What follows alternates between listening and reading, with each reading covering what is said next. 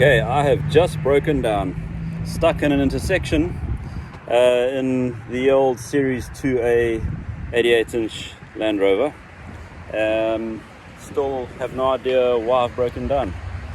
I'll have to have a good look, but it just cut out and it won't start. Okay, so here we have a little motor that won't start. It's a pity. This is a little 2A 88-inch, and that down there in that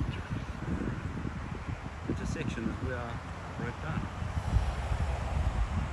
From what I figured out, looks like I've got no spark at all.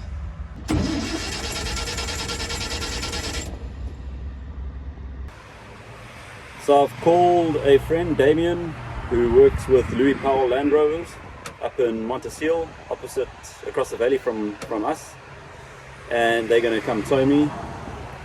It seems like I've got no ignition spark, so yeah, he needs to bring an A-frame because I don't have a towage on the front of this old Series 2 88-inch.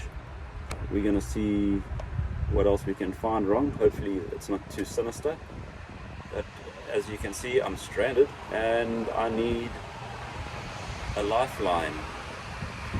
So it's on its way. Yeah, they come. He's arrived!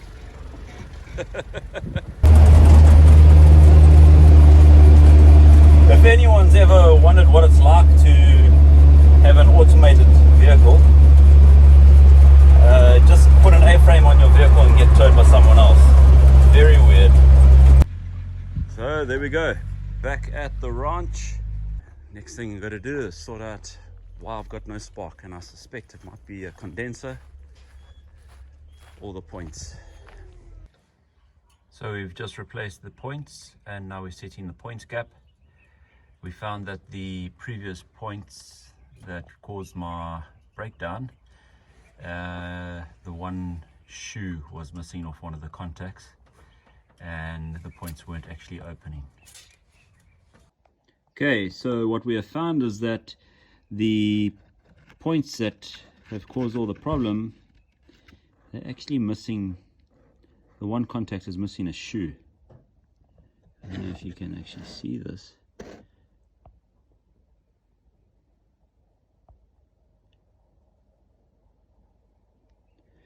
So you'll see there's a difference on the contacts, and the contact on my index finger, which is this finger, so this contact is missing a shoe.